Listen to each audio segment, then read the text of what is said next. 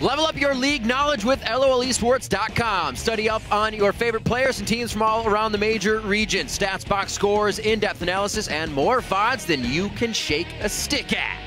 But now we're going to turn our attention to Game 2 with Team SoloMid taking on Team Dragon Knights.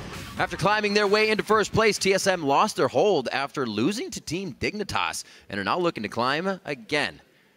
Yeah, and in that game, TSM, they were able to dictate the pace of the game, growing a gold lead and maintaining some good pressure on the map.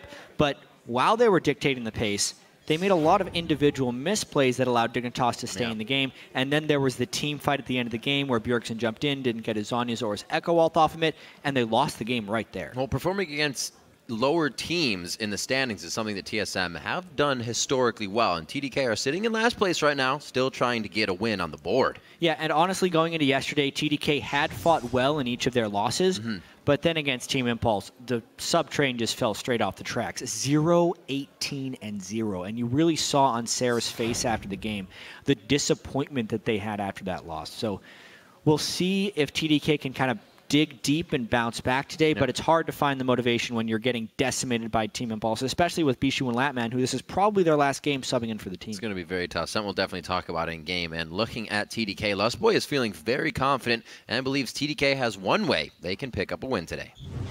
TDK는 좀 저력있는 선수들이 별로 없거든요. 예를 들어서 옛날 C9의 하이 같은 선수라거나 아니면 뭐 그래비티에는 버니프 같은 선수가 있고요. 아니면 리퀴드는 도미네이트나 엑스페셜 같은 선수들이 좀 경험도 많고 잘 흔들리지 않는 선수들이 TDK는 없어요. 그래서 TDK가 저희 상대로 이길 수 있는 가장 한 가지 조건은 아마 초반에 어떻게 스노우볼 잘 만들어서 그걸 굴리는 것밖에 없는 것 같아요. So at least you said at the end if they created an early play and snowball they can win. But basically, that felt like Lustboy was just listing all the players in the league that he thinks are good shot callers and then saying TDK does not have one. Yeah, it's going to be difficult. Also demoralizing if they lose this game with that mentality. Let's check out the starting lineups and see if that actually happens. On the blue side, it's going to be Team SoloMid. In the top lane is Dyrus, Santorin in the jungle, Bjergsen in the mid lane, Wild Turtle at AD carry, and Lustboy at support. Lustboy laying down some talking in that feature. On the red side, it is Team Dragon Knight. Sarah from the top lane, Kez in the jungle, Bishu in mid lane, Latman AD carry, and of course Smoothie filling that support role. And it might just play out the way he says because of the mentality, the way TDK is feeling. We saw Seraph yesterday, and the first time I saw it, I'm like, you know, he shouldn't kind of be that down on himself because it's the sub-team and they have time, but to think of what he went through, how hard he fought in the Challenger Series, to come back with this team only to start with having to have subs for the first 3 weeks it hurts. Yeah, it hurts so bad because he had such a bad time with COG in his first split there in the LCS, and this time it's going to be different. I got my own team, I'm doing my thing, but they've had this revolving door. They were not able to get their main roster in. Then they also get penalized for submitting a false roster, and they lose bans in all of their games. It's been a rough road for TDK to start the LCS, and after this game, that's a third of their regular season is gone with the sub squad. So they have a huge uphill battle, and they know that they have this. They're trying to make it less of an uphill battle, but in order to do that, they have to beat TSM. Well, we'll see if they kind of go for comfort picks once again. I believe that's kind of what everybody has as the great opinion is. Pick what you have been playing usually. Like we mentioned before, Team Dragon Knights, Bishu, Latman, and Smoothie did not expect to be playing against Bjergsen, Wild Turtle, and Lustboy and the rest of the team this week. So there's a bit of confusion right here. On the broadcast, it shows loss of ban, but in the champion select, they have actually banned 3 champions. So I'll get a clarification about whether they actually lost bans in both of their games this week, or if it was not this game and there was just a miscommunication with broadcast, because the bans that I am seeing are Alistair, Rise, and LeBlanc at the moment. It did pop up on the first pick champion select. It's first pick Kalista. We will update in just a second with TDK's bans. And if this was an erroneous error of them to be allowed to ban, and they'd have to remake champion select, or if this is the intended champ select.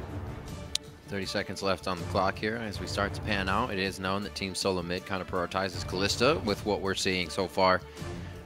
They ban out Evelyn as their last one as well. Kez definitely being the shot caller, the more focus of the team for TDK in the early game, so why not hit him on his Nidalee and Evelyn? Yeah, I agree. And I got confirmation that TDK is allowed to ban this game. They were penalized for yesterday's game having no bans. Okay. This game, they have all of their bans. The graphic will be updated shortly. And here we go.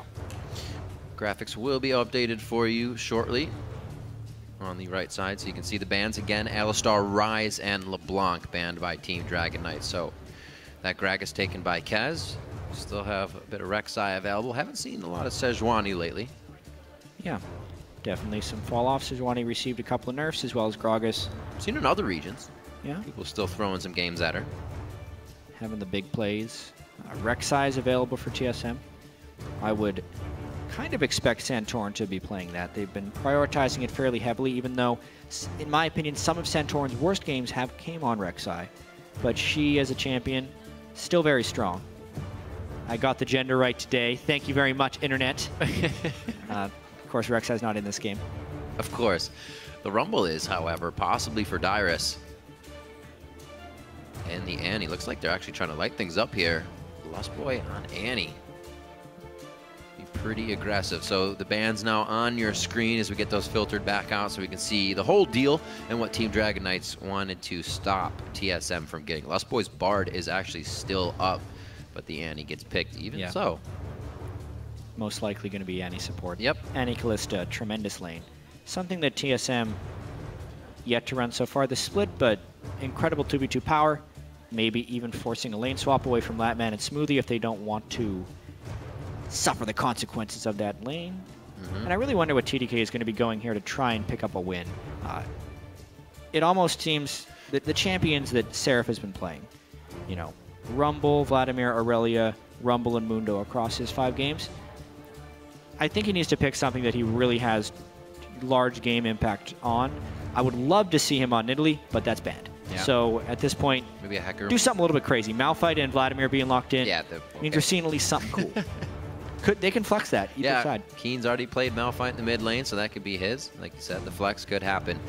Rek'Sai being locked in, or hovered actually, with the Azir as well. Team SoloMid, like this Callista pick first for them, obviously being a priority pick, but you kind of look at what lane, you know, needs to start picking up. Wild Turtle and Lustboy, definitely with that Callista, could start making some numbers happen for the team early game. Yeah, Wild Turtle's actually having a very solid Callista game against Team Dignitas, until, of course, he was caught out of position by the entire Team Dignitas team, which ended up in TSM's defeat. Well, that's kind of why they're the ones that need to step up. And the Echo gets locked in.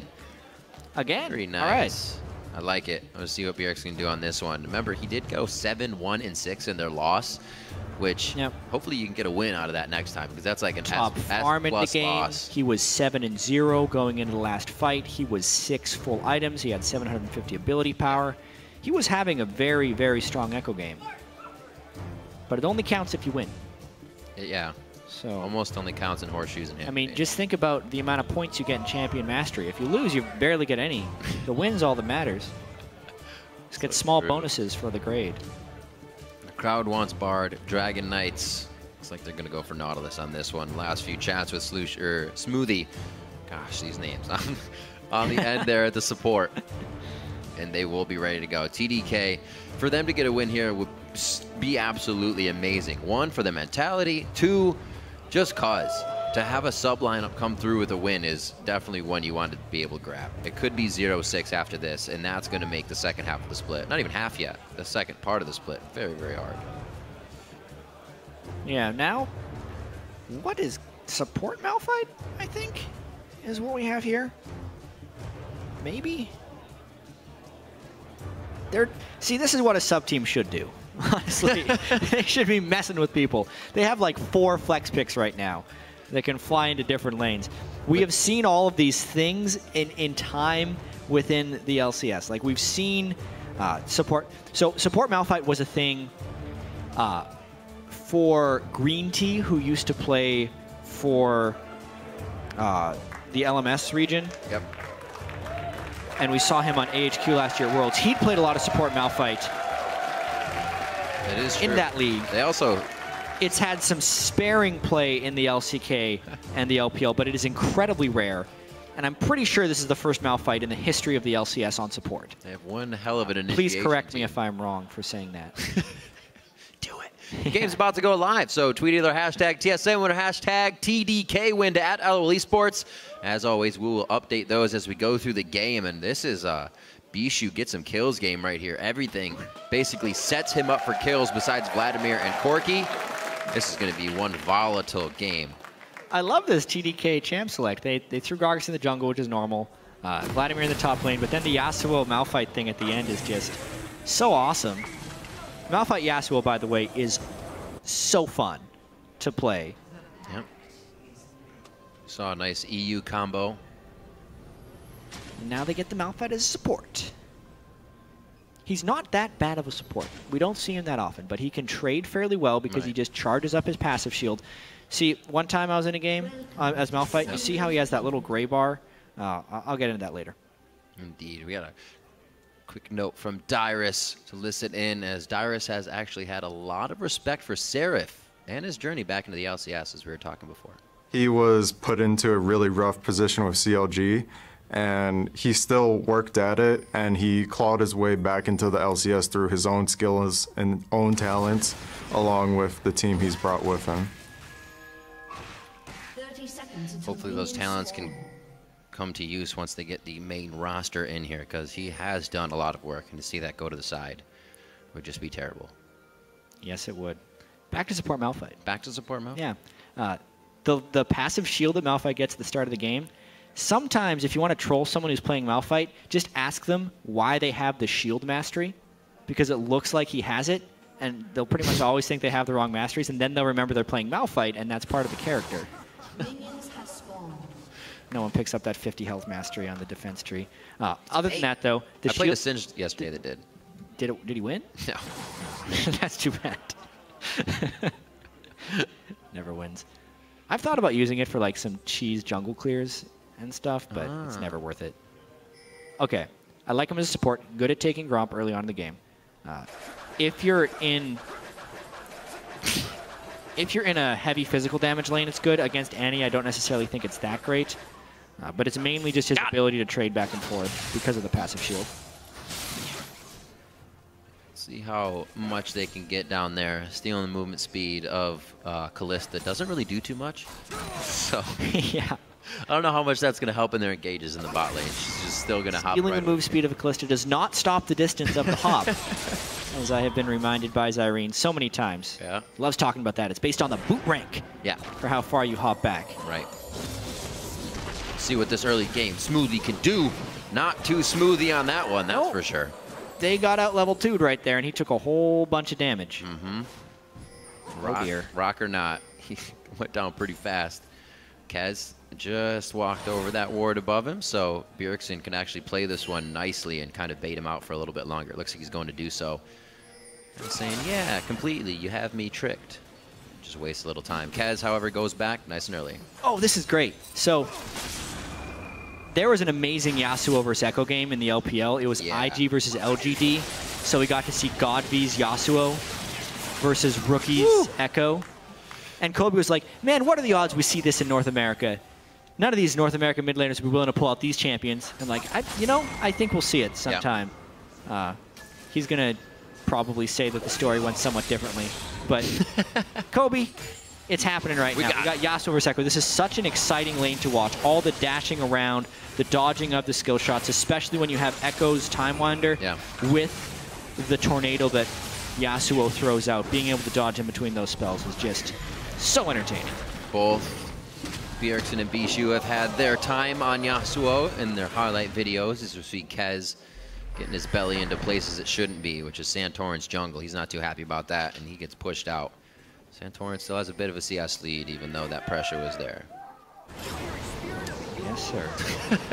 Dyrus just hitting ass, burning down the minions right in front of the turret. Actually pretty hard for Seraph to get that early CS without having the cooldowns on Vlad. Yeah, Vlad needs a few levels before he can start picking up. I like how both those guys started boots, because they know how critical move speed is in that matchup between Vladimir and Rumble. That shard damage coming through for Smoothie. They have the Ignite, though. Maybe they can go hard once the fight hits. If you get popped up and Lustboy can't get that exhaust down, Latman might be able to poke from the outside. All easier said than done. And got a little ways before they're going to get those ultimate fights on. Easy clears here for Bjergsen in the mid lane with Time Winder, leaving Bishu to his turret, and not too bad in CS on either side there. Bjergsen actually missing a few in his haste to clear and get back, but he's not going to have too much trouble. Double ring? Yeah.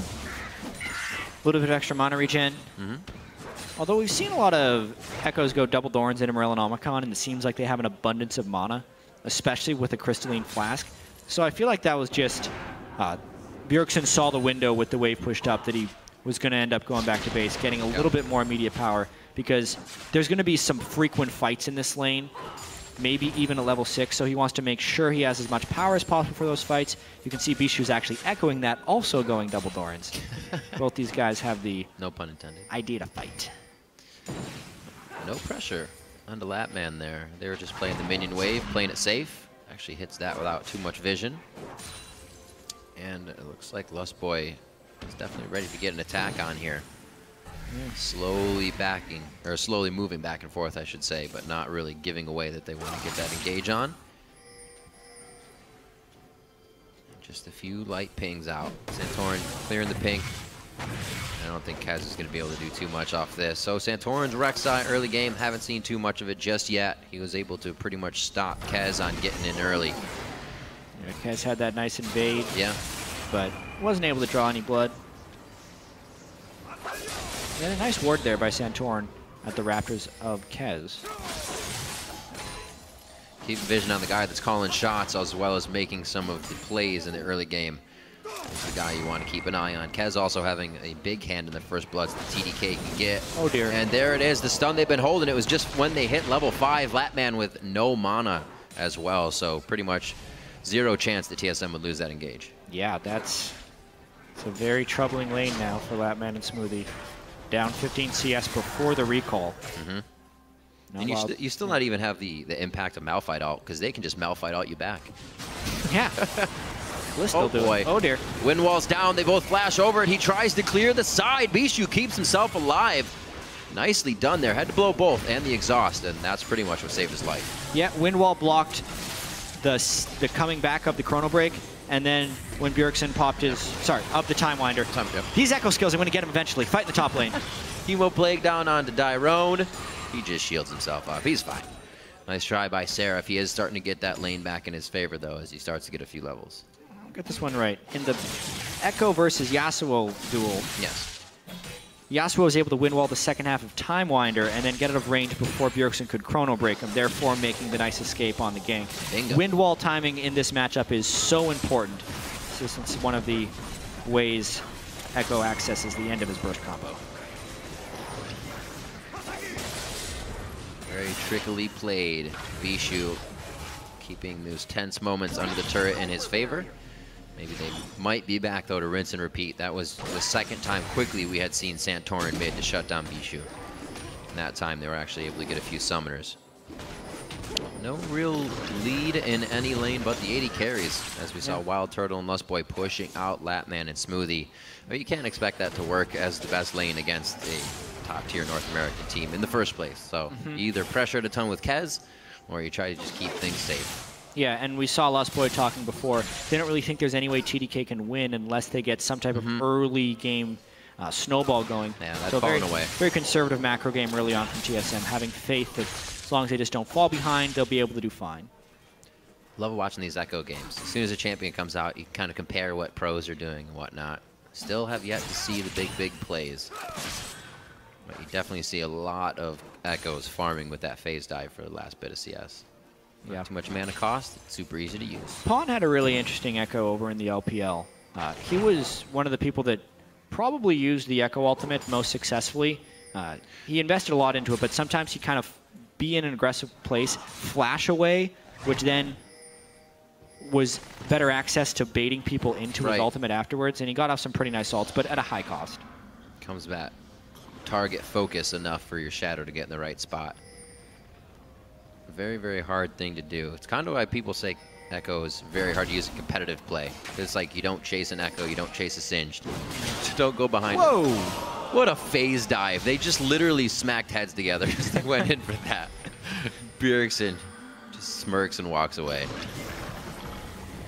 Still pressure from Team SoloMid. They're not even really getting any aggression out of TDK here. TDK is collapsing, but it's just to push TSM out. They've been able to get all the wards they want and all the information out of that small invade here, and they're not really giving up just yet. Again, Lustboy and Santorin making their way in. Trying to persistently invade this blue buff. It's like, would you like to help Latman or get your blue buff? How about no? Oh, he's gonna cook him down. Chemo Plague's on. It's the last bit of damage. They both flash it. Wow, Seraph gets a 1v1 on Dyrus. And that's the only lane that had been winning for TDK. Seraph goes for the Spectre's Cow first for a little bit of tankiness, and in the sustained fight takes down Dyrus in a 1v1. That's gotta feel good. They're gonna both be back at it as well. Teleport's not used by either of them. Maybe Dyrus can get back into a fight that would put him back in the game here if the team can hold it for long enough. Also, Seraph could be joining in here if he wanted to after that kill. Parallel convergence, separate the fight for a little bit, and looks like that's gonna be all both teams have to say about that one. So the fight, or the kill rather, not coming from the blue buff fight, but from Seraph's 1v1 in the top lane. Yeah, now that Seraph has that Hextech Revolver, he is going to be a sustained monster. Maxing his transfusion as well on Vladimir. That's going to be a real tough lane for Dyrus now. Even if they have Wild Turtle down here in the bottom lane. Oh! Is there a ward in that brush? What? No, that was really fast reaction. Holy crap. Like, that's incredibly impressive. There is obviously a low ping environment right here, but the reaction time required to flash a flash alt Malphite. Wow, that was really quick by Wild Turtle. Fast fingers right there. Because a lot of times Malphites flash first, so see if he did. Yeah, he flashed into the brush. No, Let me see. No, he walked in. Whoa! Whoa! Jeez. The amount of time he had to react to that is hot. split damn. seconds. All right, we got a fight in the mid lane though. Bjergsen gets hit up immediately. Chrono Break back. He gets about 20% of his HP back, not doing too bad for himself, and they are going to lock things down now. Bishu gets crushed down. Santorin picks up one there for himself, and they finally get back onto Bishu. Very nicely done by Team SoloMid to even up the game in kills. Yep, Bjergsen able to ult away a lot of that damage from Yasuo, leaving Bishu with very little to run away with. Collapse comes a little bit sooner from TSM as well, which ultimately grants the kill. So just well played overall by TSM, being in position first. In position pretty much everywhere they need to be so far. 1K gold lead allows them to start controlling the game. This is where they start to kind of just dissect their opponents very slowly and methodically. We're gonna have Lustboy going back. It doesn't look like he picks up too much for himself, but recharges to get some more wards out. And those mobility boosts. Seraph here, still the saving grace to see if he can do anything in these team fights. You have the Chemo Plague amping the damage of Bishu on top of a unstoppable forest. There's a lot of lockdown here that could take TSM off guard in these team fights. Yeah, TDK one good Malphite ultimate that isn't instantly flashed away from. Yeah, I don't think we'll see too many of those again this game. Sweeping Blade, Bishu just getting his flow up and safely in lane. We got the rotation now for Team SoloMid down to the bottom side of the map. The majority means a little bit of dragon time. Or dive and then dragon time. It looks like somebody's gonna die in this one. Uh-oh. Yeah. Five-man dive to only 2 people. Dyrus TP already, so Dragon has to come with this, whether they get the kills or not. And it doesn't look like Smoothie's gonna make it out alive. Latman tries the flash and Valkyrie to one side. Turrets onto Santorin, no trouble there. And Team SoloMid, like I said, it's gonna be methodical as they start to press their lead. Get a 5-man dive on the bot lane. Should be coming up with Dragon after this. Or not, they're backing. There's something too many TSM's members. been able to do in a couple of games. They did it against CLG as well, just a 5-man party in the bottom lane. It's very rare that a team can do this and not get punished heavily by other lanes, but as right now, they had the mid lane shoved up, top lane had a decent window. Seraph's still going to get a fair bit of stuff though. Kez taking the blue buff. Every time you do a 5-man dive, there is a cost, so it's on a TSM to make those 2 kills worth it. So they have eyes on Kez. This might push out Seraph a little bit here. Interesting, TSM just wanting the dive, getting the kills for themselves. Santorin says no, actually pulls off the engage in the top lane here. TDK do a nice job at kind of staving off more damage than it could have been. They don't even lose the bottom turret on that. Just the lane that's already been getting hurt. 97 to 121 in that CS between Latman and Wild Turtle. Almost said Santorin as he dove out of the way there. Whoa, Bjergsen. Give me that shield. Getting his aggression on for sure. So he did go the Morello Namicon as well. It feels good. You just need that cooldown. Yeah. TDK probably needing to make a bit of a move, but honestly, this early game's been very slow. Very, very slow. It seems like TSM is playing very safe against this unconventional team composition from TDK, but that puts them at risk, honestly. TSM made a 40-minute mistake in a team fight against Team Dignitas. Would not want to make one here. Oh. Look at that. I like what Bjergsen did there, but he actually put himself closer to Kez on accident. He gets the hit over onto Bishu. Bjergsen gets out alive with the skin of his teeth on that. Wow. Really impressive play right there by Bjergsen. That was incredibly impressive because he made an error showing himself to Kez at first. He tried to Fog of War parallel convergence, dive in with Santorin, but was spotted out and was still able to right the wrong. It's so hard to estimate the amount of damage you're actually doing to Echo, because if you don't kill him cleanly, he will use that ultimate to heal up so much. And that's how he keeps turning around these kills. Bishu with the exhaust on Yasuo just always seems to be ineffective. Then again, he just heal up the I feel like the Ignite would help negate some of the healing. TSM now gets enough power to go for Dragon. Easy peasy for them. The Bloodthirster for Wild Turtle, as well as their core items are already starting to be finished. The only one we're really looking at was Bishu's Static Shiv recently, and that Woda keeping Seraph nice and healthy in the top lane here. So more focus has been on Bishu this game, making sure he's not the guy that can wipe out these team fights when it comes to it. Like I said, you have that Malphite, that Gragas, and Seraph that's going to be able to go in all the time. Bishu can finalize those kills. TSM's going to have a hard time in this game. Yeah, still not a very impressive game thus far by TSM. I mean, they're up 1,000 gold on a team that's 0-5 playing with subs and got nearly perfect game by Team Impulse yesterday. TSM will definitely have wanted to play this game much more cleanly. Win is still not yet secured against TDK. They're doing their best, though, to do some rotational play that TDK has been weak at keeping up with throughout their stay in the LCS. So just try and get this pure turret advantage. Yeah.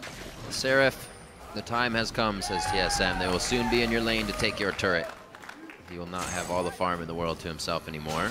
Oh, parallel convergence over on a Smoothie. He may be a Malphite, but he is a support Malphite. Time Winder on the way back does the majority of damage. Now Santorin gets the majority of Bishu's ult with the Kag on the other side. And Bjergsen getting out full HP. They're kind of just looking right now at a Smoothie with low HP. He gets out.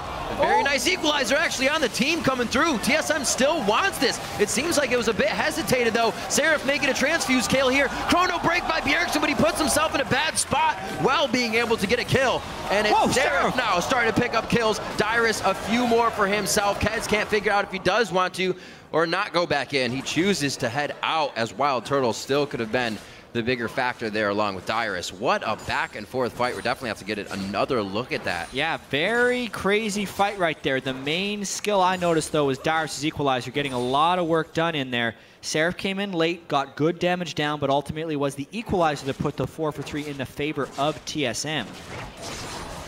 So TDK trying to desperately push TSM out of their jungle right here. So good start to the fight here. Chain stunning Smoothie, but he still gets his ultimate off onto Santorin, who is what the Yasuo ult jumps down onto. Then they knock him back with the Gragas ultimate while Dyrus isn't there. So temporarily it's a 5v3 because they kill him so quickly, but Lustboy goes in for Flash Tibbers, really trying to chain the stuns with the parallel convergence. Doesn't quite get it there. Bishu probably shouldn't have gone back in, but you could tell the call was to fight because Seraph was going in anyway, so he did any damage he could. Bjergsen is able to Time Winder some of that damage back, then end up trading kills, but Dyrus strong at the end of the day. Chrono Break. Why is the ultimate Time Winder when he's... if he's winding time, that's what he's doing with his ultimate. Chronologically, it's like time you're breaking Chrono. Yeah, I need to read up on my time. What I do like about what happened in that, actually, in the interaction-wise, is that Bjergsen had Hemoplague on, and that time actually was longer than what Bjergsen had to get back, so he ulted and Hemoplague still did its majority amount of damage as soon as he got back to the fight. So he took a huge burst and went down instantly. This little treat there, Hemoplague kind of working against the Echo ultimate and definitely working in favor of TDK for a bit of that fight. It's 32,000 gold to 28 now. TDK staying within range to really make this a very good game against Team SoloMid. And now they really push to the wayside. Parallel conversions, such a great spell for being able to just distribute people in an area and get them out of there. TSM's got a couple of squishy targets right here. If Bishu is able to farm to a point where he can actually get an Infinity Edge, because Bjergsen's not going to be building too many resistances, the threat of a one-shot onto the Echo becomes more and more real. Malphite ulting on top of an Infinity Edge Yasuo comboing and just bursting him down during the duration of CC. One of the things why I love Bjergsen's second item, Zanya's pretty much guarantees you can get that ultimate off. Nobody else is mashing R harder than you are coming out of that. Moving up here, TSM finally, again, putting their foot down. They say, this is where we need to go. We can pretty much avoid most of TDK, sorry, as we do this. But also a good bit of move by TDK. One after the other, TSM will rinse and repeat, finally take down these turrets. But will they make the mistakes that have plagued them in the later parts of the game now? They have to avoid doing that. It's only 20 minutes in. Maybe we get 10 minutes before that starts to happen, but hopefully they can keep it from happening. Yeah, TSM has not played the cleanest games this year, starting at 3-2, but they had pretty big gold leads in both of the games they lost. So there's work that TSM needs to do to clean up all of these things. And we mentioned at the start of the game, TSM typically does win against the bottom tier teams, and TDK at 0-5 is definitely that type of team. One more time. Needs to be clean. Dragon coming up in 30 seconds with great ward control from TSM. Prepping the bottom turret, be taken down. They will be able to get back here in time as well. Home guards up onto Dyrus. Don't see too many more, but it looks like they should be able to make the long haul out here. He's getting mid lane push, so TDK has something else to think about here as they set things up nice and easy for this dragon fight. Like you said, got to watch for those ultimates. Smoothie on the Malphite. Kaz coming in, trying to disperse the team as well with that explosive cast.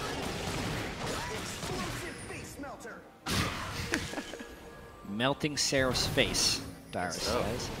Leandry's an Abyssal. So a very strong Rumble at this point in the game. Got the magic penetration. Fully decked out. Helping him a little bit against Latman and Seraph in these engages. Kaz won't tear right through him either. TSM getting the majority, getting goal side, if you will, here to Dragon. They're going to make TDK have to force right through if they want any bit of this. And TSM definitely has the World War I in this point. There's another flash. Dyrus also with the fast fingers this game. That's a huge ultimate. For one member they tried to use there, knowing the equalizer would actually win the dragon fight. And now is the thing pushing them away from the dragon fight. They're on to Seraph. He gets a good Hemoplague down, but there's no follow-up damage, so they're not going to be able to do much. Wild Turtle flashes over the wall to start this one off. That's going to be the parallel conversion shield also on to Bjergsen as he goes for Bishu. He'll get out alive, and TDK real good at disengaging right now, and they need to be. Very impressed by the flashes from TSM on Smoothie's Malphite ultimate this game. Another good one by Dyrus. A bit of a mistake there by Lustboy. He flashed in after he launched himself from Callista, and then I don't think he landed a good Tibbers. Some potential kills not quite picked up by TSM after that one, but nonetheless, they get a kill onto Seraph and control Dragon number 2. Dragon, lane focus. Top lane has to be held accountable for now. Looks like Latman will pick that up, and TSM, a little bit of breathing room to go back and finish up some items. Yep. Enough for that needlessly large rod as well for Bjergsen to start getting a little bit bigger. Looks like he's actually going for full to that Zanya's because he just has over 1,600 right now. So he'll come back and be even more powerful. The ultimates, if they're not hit with flashes, now they're going to miss the Zanya's. Yeah. Tough life for Smoothie. Real tough life. 4,000. A bit of Fog of War. It's all TDK needs, right? It seems like it, but I mean, Smoothie was in the Fog of War, then he flashed out of the Fog of War to instantly alt Wild Turtle and was still flashed away. Yeah, that's true. Earlier on in the game. come into play already, that's for sure, today for Team SoloMid. They do not want any more losses on the board. And they're not really giving TDK a chance here by overextending it all either. Any wards they place is how far they go, and they've never gone past that. 4,000 gold lead now at 25 minutes in the game. Looks like TSM is going to be on the front doorstep quite soon here. With actually 2 dragons to them, so no real threat for TDK to have to worry about that pressure of aspect. But Baron probably going to be coming up quite soon. You got the Hurricane and Turtle with the Bloodthirster now, so you chunk that right down. Yeah, pretty impressive. Not impressive build by Wild Turtle. Pretty standard build by Wild Turtle. Yeah, impressive game. He's had good Callista games. Being able to consistently get his farm. It's TSM's highest priority champion, it feels like, for a reason. But honestly, TSM needs to pick up the pace here against TDK. They're most likely going to win this game. They know Callista outscales the Corki. They feel like they can neutralize the Yasuo. But if Sarah's Vladimir does get to a super strong point, and if Smoothie does have an ultimate that doesn't get dodged out of, then there's still some team fight potential from this TDK team. Yeah. Which is kind of unthinkable that TDK would be in a position to even make an upset against Team SoloMid. And this should be the point, as you were saying, with kind of who they're playing against, a sub-team, where they do go for those attacks, they do go for those kills. Because if you think of the ever-looming MSI, world-class teams aren't going to pause like this. They're going to continuously crush you down, especially against a sub-team. They'll take every advantage that they can. So this pause of TSM would be another team getting back in as much as they can. Yes, it would. You need to have a killer instinct on the world stage. Otherwise, a team like SK Telecom, as we even saw at MSI, would come back from 8 and 10,000 gold fairly routinely against top teams from other regions. So, very important to be able to close. This looks like the shot calling is coming out from Team SoloMid. Organized in their movement here. Power and numbers, that's for sure. The teleport could be where they get the upper hand here. There's a hit. Another one on the Smoothie. Gonna do that all game. Keep calling. As long as they keep poking Smoothie down, he's such a squishy support Malphite. Yep. It makes an ultimate in from him usually just end up in immediate death. Pretty good poke that's come out from Bjergsen's Echo as well. There he goes, though. The Echo ultimate actually right on the team. He's not going to be able to use it anymore for damage. There's a kill going on to Wild Turtle immediately. He even used the summoner heal there for the team. That is Bishu going down. Latman on the outside, ready to hit some damage. Lustboy is on the top, charging. He can't really come back in yet. They're missing a lot of DPS here, and Latman's still able to fire out with Seraph in the middle of the fight. They push Team SoloMid off of this one after TSM for the last 3 minutes was prepping this in the mid lane, poking one after the other. It's because TDK got the TSM carries. TSM could not have this happen again in this game, otherwise they risk some serious objective-based consequences. Wow, no way. Yeah, and now Crazy because stuff. the AD carry is alive as well, Great TDK play. gets to push down the mid lane. Beautiful combo. That's the Malphite Yasuo synergy. And Seraph is getting bigger and bigger that they're not going to be able to take him out in fights. Seraph on 1,000 gold after that one as well. If he ends up getting to his Void Staff, it's going to be a very scary Vladimir. Well controlled there by TDK. Let's see this again. Yeah. Smoothie had been poked down a little bit, but he gets his ult onto Wild Turtle. Bishu ends up going up onto Bjergsen, but Wild Turtle is so pushed back that he just gets completely obliterated. A poor positioning start from Wild Turtle. Yeah. Something that had been a problem for Turtle in the past. Rectified itself recently during the summer split, but it seems to be back again 2 games in a row now, getting caught out of position. And then Seraph, just no one can deal with him. Everyone just has to scatter. I mean, it looked good, right? He was with his team, but then you're thinking, wait, I'm around Bjergsen. I'm around Santorin. Guys that can get away much faster and have already done so this game. AD carries need to be with their team, but also separate from their team, because they need to keep the proper spacing from the threats. It is very difficult to space against a Malphite, but he has to do better than that. He's got to have a Santorin. Uh-oh. There's that killer instinct, chat, right onto Latman, but do they go too far? Kez gets locked up as well. Whoa, Bjergsen goes so far in. The next phase dive flash, actually, to get the kill. Is it worth, however? Kez now on the chase. It's Lustboy and Wild Turtle. They split a bit, but the team is deciding that they can turn around and fight this one. TSM, a little too much killer instinct. Yeah, Bjergsen trying real hard there to carry, but he guns way overextending and trading back a kill in a fight where he should have been the one to have a catch. Trading a kill like that is a big no-no. Right. How much better is it that Latman's low health and he has to go back and base? That's exactly. Your turret without now it's a Corki down versus an Echo down, and maybe they're at risk if that brush got blind, ulted. Ooh, Kez face checks. Oh, the outer layer of fat almost keeps him alive, but they crisp it up. Wild Turtle comes up with that kill along with Dyrus helping him out. He gets the full hit from Bishu on that last breath. One last hit, and he's gonna sweeping blade right through to safety as well. TSM loses 2 more to Kez now, just going down for TDK. Some murmurs of TDK chants coming out of the crowd. This could be a huge upset and TDK's first win in the LCS if they continue winning team fights like this. That was a classic question of which team is at a bigger disadvantage, a team without their mid laner or a team without their AD carry. Big thing is TSM shot caller mid laner Bjergsen is the one gone, whereas Latman, the sub AD carry, is the one missing. TDK had the better synergy in that team fight despite getting jumped on first. They kill Wild Turtle right away. They pick up the Dragon, which gives them good combat stats this late in the game, and they're in position to make a comeback. I don't have too many tanks either to start approaching this late game. Rek'Sai's building pretty big. Santorin's going to get there, but everything that TSM's doing now, earlier, those guys would have been dead. Kaz would have fallen down there. They would have had the fight. But they're just off a few hundred HP each time now. These tanks are getting bigger. TSM's not able to get the kills they want, and it's really throwing them off the fights from what it looks like. 30 minutes in, we'll see if they can kind of fix that mentality and not want to go for that last 100 bit of health that's really putting them in a bad position throughout the entire fight. 3K gold, TSM still creeping forward in that lead, but TDK is not letting it get much bigger.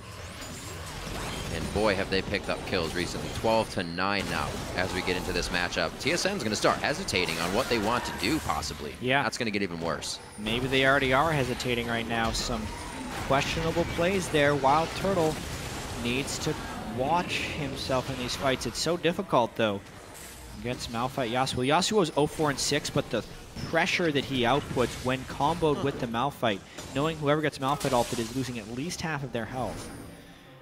Some pretty big items getting built up, though. Bjergsen getting his Lich Bane done. Oh, he's in a bad spot! Oh, he's in a very bad spot! You can't echo out of that if you don't hit the ground. See, TSM's out of sync completely right there. Bjergsen had no reason to be there. They had no ward coverage. The team wasn't near, and TDK is preying on that out of syncness. And now there's just no vision control. TDK is sweeping. They are going to pressure this Baron, maybe try and find a fight. The Sentinel spot him out, though. This could be a moment for TDK to take control. I like the way they're synergizing items as well, complement each other, allowing that Frozen Heart onto Smoothie's Malphite. Tons of AP for Seraph in the top lane. He almost has a Zhonya's himself, and these guys are starting to tear through the HP bars of Team SoloMid. A lot of respect being given now in these fights. Obviously, Bjergsen's not here, but they're just trying to make sure that TDK isn't grabbing a free-to-go Baron right now. Yeah. TDK still down 3,000 gold. It doesn't look like it. Not with the way they're playing. Man. Seraph going to clear that big wave in the bottom lane. What a game this is turning out to be. Completely unexpected to have such a close game, 33 minutes in here. Seraph would have to teleport in afterwards. Missed initiation. A hit, the channel got off. Latman actually took the initial damage from that. Bjergsen goes hard. Lichbane's able to crush down onto Latman there. This is the out. Now they don't engage on the fight. They take the advantage. They keep rolling with it. Double kill going over onto Seraph. Very nicely done as he teleported in for the fight. And it is going to be big now for TSM. That was the mistake they needed TDK to make. Looked like Lustboy actually got the stun when he went in there, right, even though it was flashed away afterwards. So they were temporarily disabled for the Rek'Sai to come in, and that led to a big play from Bjergsen, who's now trying to make an even bigger one. Oh, dog, you're not that powerful. Zhonya's goes off. Can they get over the wall? Here comes the equalizer. They lay out the red carpet for Kaz, and Bishu's going to be in the fight as well. The Zhonya's goes down. So does Bishu. That's the ace as Latman comes back up just now. Clever play there by Bjergsen. He Zhonya's, and then as he's coming out of the Zhonya's, his clone is right next to him, so he actually gets the full damage from his ultimate. Ace plus Baron, TSM back in control. Back in control. Breathe a sigh of relief here as they make their way in. Still probably unhappy with the middle part of that game. Somewhere they continuously fall behind a little bit. This time they have been able to find their way back in. The choose your own adventure is in their favor. And Lustboy hits that ultimate. It was actually quite close to missing as well. We've seen quite a few of those, but they get one that they wanted. Let's see one more time. This is the Baron, actually. Yeah, this is after the catch from Lustboy and Santorin. So he catches them in the stun, waits a second for the stun, then zonies, and watch that little guy in the shadows. Boom, props right on top of the equalizer as well to just blow two people up. A 1.3 AP ratio on his chrono break. Able to access the full damage. It's going to sting. It's going to sting a lot. Also being very big on assassinating people. Bishu now has 2 Zanyas to look at. He's probably not happy. Parallel convergence far ahead, a very long cast range. And you can see how Bjergsen's actually trying to play that into his favor for getting the gigantic shield that you get. The item differential on the 80 carries is pretty massive as well. Latman with the Infinity Edge build after Triforce, so the 2 most expensive 80 carry items right there.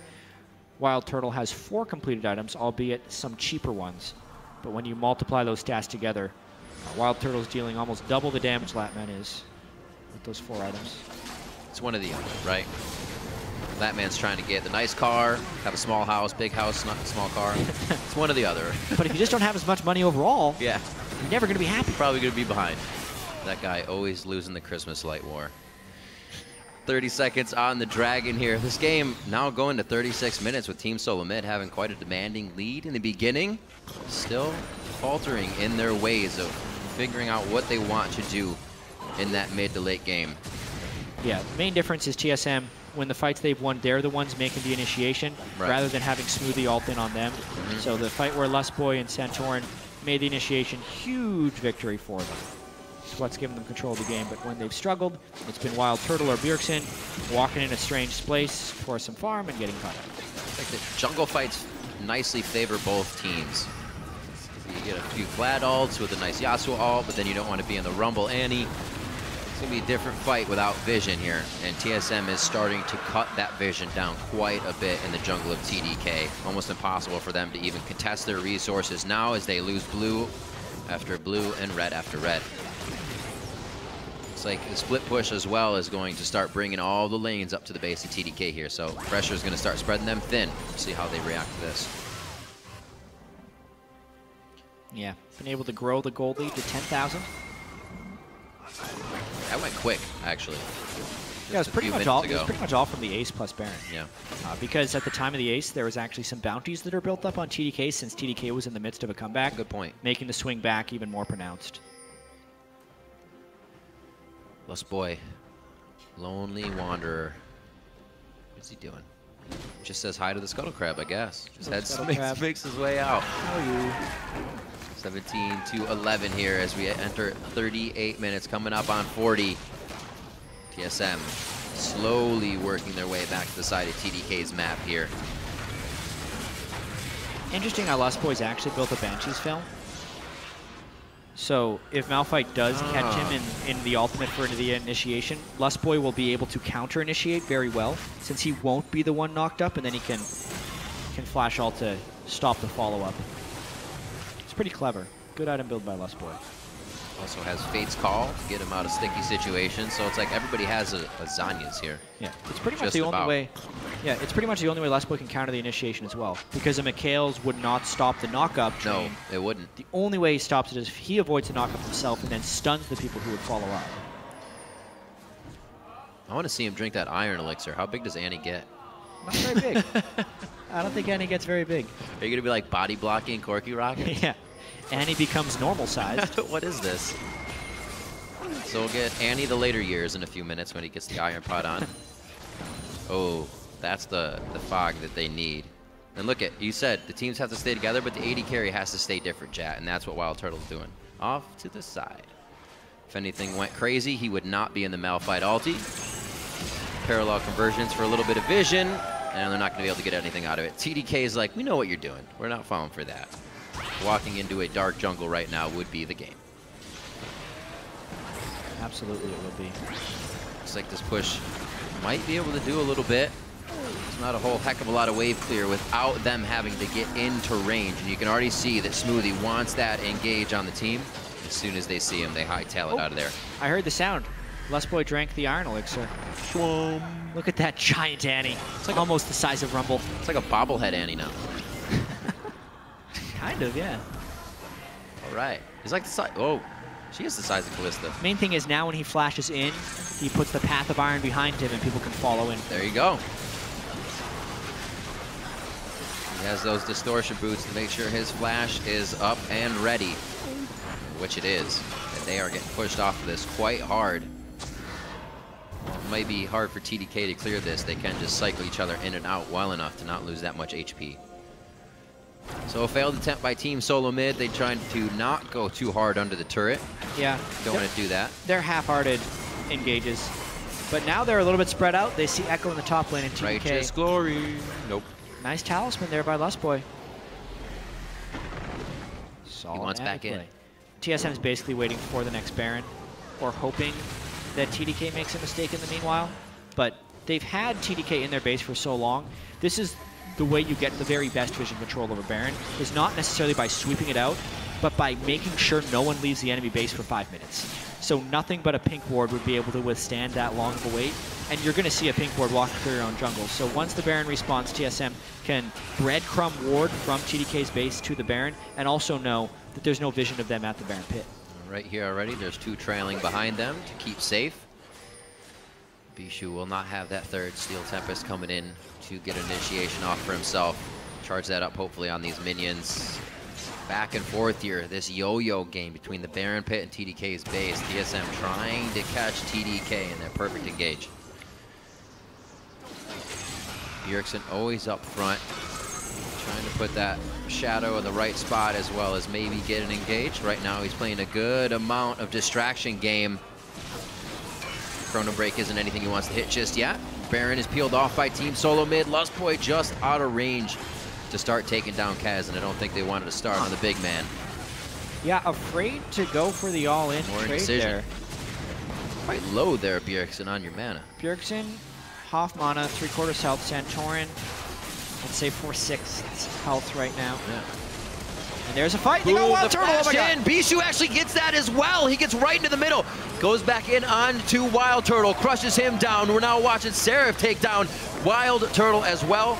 These guys are just making it happen. Bishu looks for Bjergsen. He gets him. Santorin now is doing what he can as they claw through. And even though TDK was on the outside of the fight looking in, it's TSM that comes up with a win there.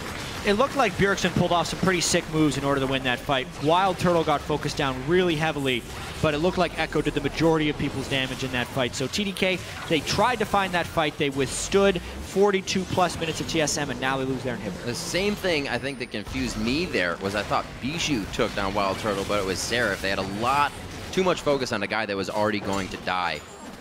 Well, it's tricky with Blade of the Ruin King and Bloodthirster. It's not an easy task to take down a Callista. You have to make sure to get all the health down at once. So watch this. They burn the Wind Wall a little bit early too, so Wind Wall doesn't block anything. And then it's Lustboy with the Tibbers right on top of the initiation to try and save people. But main thing is Bjergsen diving all the way in to finish off the AD carry, and then he ultimates back in for damage onto Seraph and Kez, which was critical in this fight. Yes, they take him down afterwards, but by that point, since he had taken down the main carries, damage-wise, the damage was done. But they just get an inhibitor off of it. Still a lot of work to do. But it shouldn't. It seems like they should be in the base now. We're getting pretty full items in this game. I mean, Thornmail now onto Santorin. Yeah. I mean, That's for TSM, pretty much for Bishu. For TSM, this is a hugely disappointing game. Like, this is a team that has world aspirations.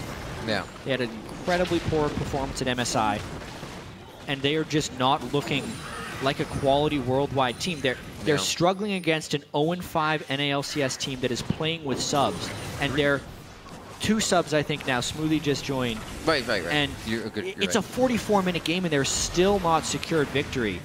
A very sloppy game here from Team SoloMid. Saying that the scrims would go well, and then the scrims would go wrong, and then they couldn't transfer any of the wrong, or they couldn't not transfer any of the wrong, I should say, into games. It just followed them like a plague. They said they didn't really know what the reason was. They felt good going into game, but they still produced the results of their scrims at MSI.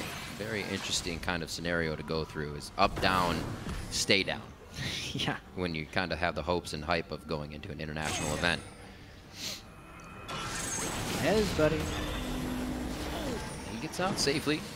The fights are so quick now as well. When Seraph is off pushing, even though he has his teleport up, the risk is very high. So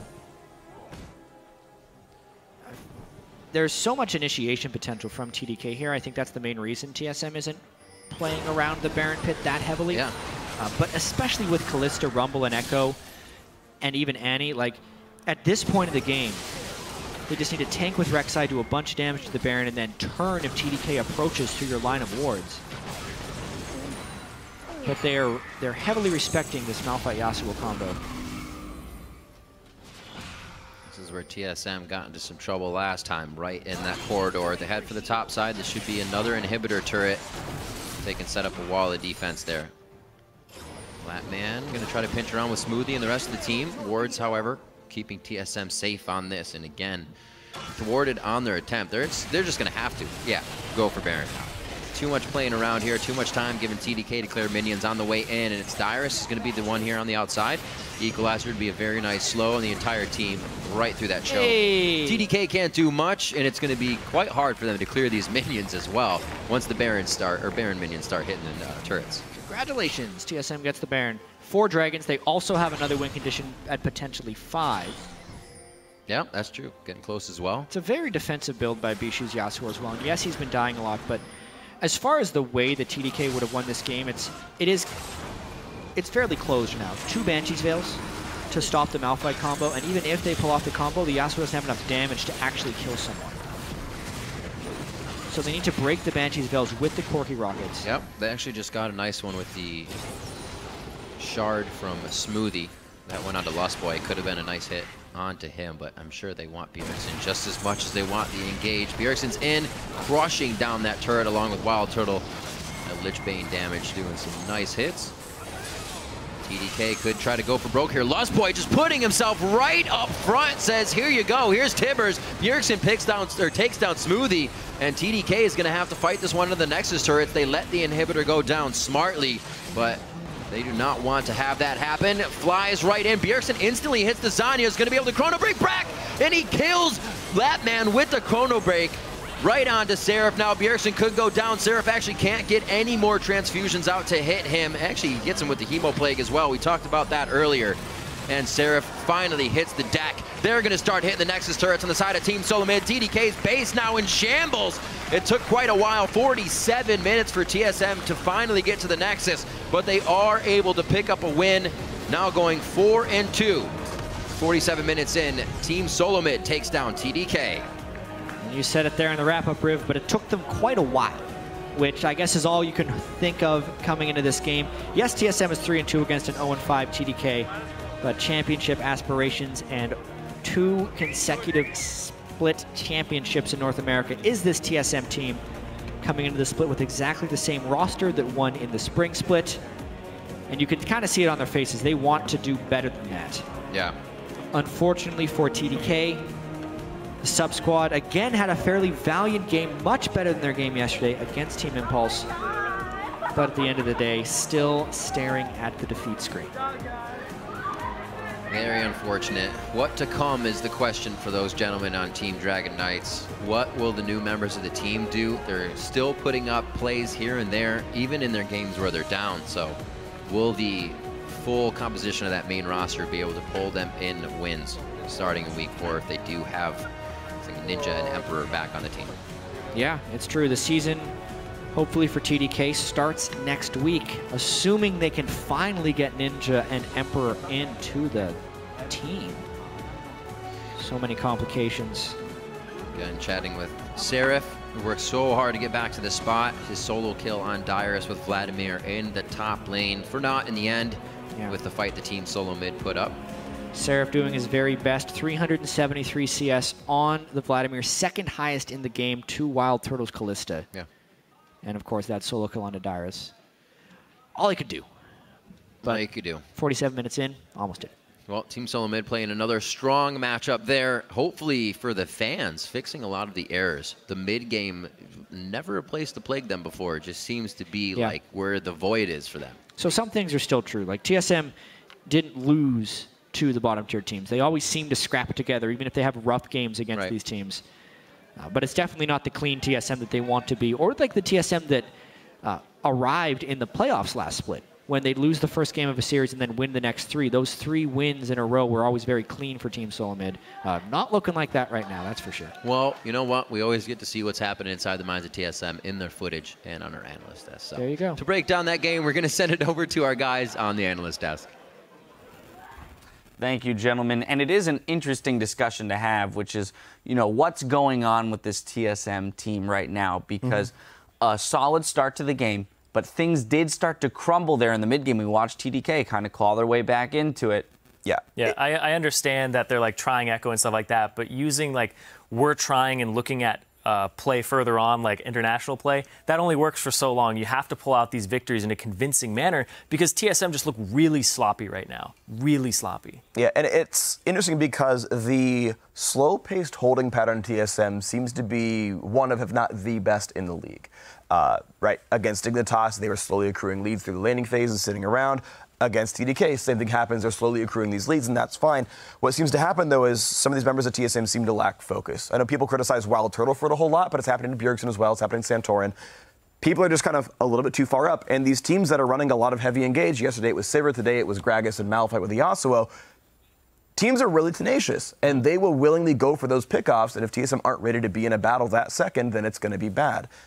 If you want to expand on that a little bit further, maybe that means TSM needs a bit better vision control. Like, you can't just, like, never be on the same screen as Gragas. That's unrealistic. But, you know, if we look closer at the game, we can probably see, you know, what are things that TSM could really do to make sure these mistakes don't happen as much. Well, I feel like having your tank line in front or having somebody at least guard for them and having at least a formation as some, like, at least something that even resembles a formation would be good for them. Because when you have Wild Turtle looking like a frontliner, Bjergsen looking like a frontliner, and being the first people into the fight, like, yesterday and today, Bjergsen and Wild Turtle were almost giving up the game. Because you saw, like, yesterday, Bjergsen running in after Wild Turtle gets caught. Wild Turtle, this game, getting caught, Bjergsen following in afterwards. He got a great 4-man ulti, but the fact that these are happening and it's not just a one-time mistake is very worrisome. Because it's also a mistake they made versus Cloud9, first game of the season, where they're being overly aggressive. Because teamfight used to be their forte, right? Yeah, sure. Now it's all fallen to the wayside because of positional errors before the team fight. Yeah, that's true. I mean, and TSM for the most part are still team fighting rather well. Right? These guys are 4-2. They're in second-ish place, right? They're in that second sort of tier of ties. But I also want to talk about TDK, right? Like, this game was, okay, some mistakes by TSM, but good on TDK for running a different comp. The Yasuo mid, okay, it technically lost, so the science still holds up, but, like, they ran a Gragas Malphite Yasuo comp. That's really cool, and Corki, like, chills in the back line. It's good to see them trying to do other cool things. It was cool to see Seraph go solo kill Dyrus. Like, he's obviously an LCS class top laner being allowed to play his own style of champions, and it's working. You even heard Dyrus talk about Seraph at the beginning of the game, saying that this guy made it back into the LCS on his own talent and ability. He does deserve to compete with the best. I do want to continue to hit on your point about TDK bringing out this composition, because it's an interesting point of attack against this TSM team that is developing a pattern of losing focus, of leaving themselves open to catch. So as we watch teams pick up Sivir against them, which was banned out this time around, the Malphite, these, you know, solid engaged teams, it's a weakness that I think TSM really needs to shore up. Yeah, and I really like the Sivir ban here because it's, sorry, Sivir was banned this game? I'm going to look. Hold on. Never mind. I take that back. You're feeding me false information. I am feeding you false info. It just wasn't picked. I'm like, that sounds like a great idea. They should ban Sivir. They should have done that. Nobody picked Sivir, so that's completely aside. Yeah. But yeah, the fact that they have this weakness now that they're trying to work on, I don't know if it's going to get better by trying to cover it up with bans, if they were throwing bans like that out, but being able to at least dive into it a couple times and fail is a good way to kind of shore that up, because now they're going to have a bunch of replays to look at and now a lot of experience with it. We'll see what TSM can do to shore up those weaknesses. Before we head to break, we do want to make a quick clarification on the Azir and Varus interaction that happened in Game 1. So, Zyrene, I know you have some insight into that. Yeah, so the way that the physics work in League of Legends is Alistar Headbutt is possible because it's a knockback into a knock up. So the momentum of the knockback is stopped by the knock-up. What happened was Bishu on Azir dives in, not Bishu, sorry, Slushy. Yeah, Slushy on Azir dives in. His E, the knock-up, actually doesn't make contact before his Emperor's Divide does. So Emperor's Divide hits, and then that knockback is canceled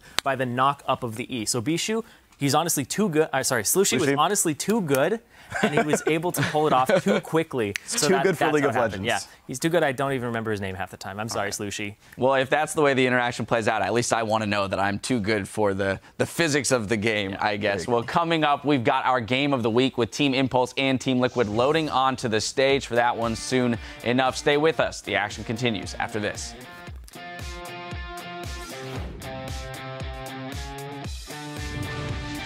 Well, what does the fox say? Yep, yep, yep, yep, yep, yep, yep. Yep, yep, yep, yep, yep, yep. Oh, that is not a good fox. It's not a good fox. Very nice equalizer actually on the team coming through. TSM still wants this. It seems like it was a bit hesitated though. Seraph making a transfuse kill here. They're getting on Dart. Malphite ulted me. Can we go? Can we go? Look at Malphite. I got stun. Okay, he flashed it. No, Gragas ult. We should go. Yeah, Chase. I'm gonna flash on Gragas. I have also. I have bubble. I'm backline. I'm bubbling. Yeah. I'm going for bubble. Bishu. I have ult. He flashed. Alright. Calista.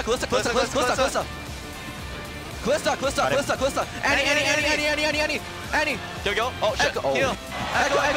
Echo's on you. Careful.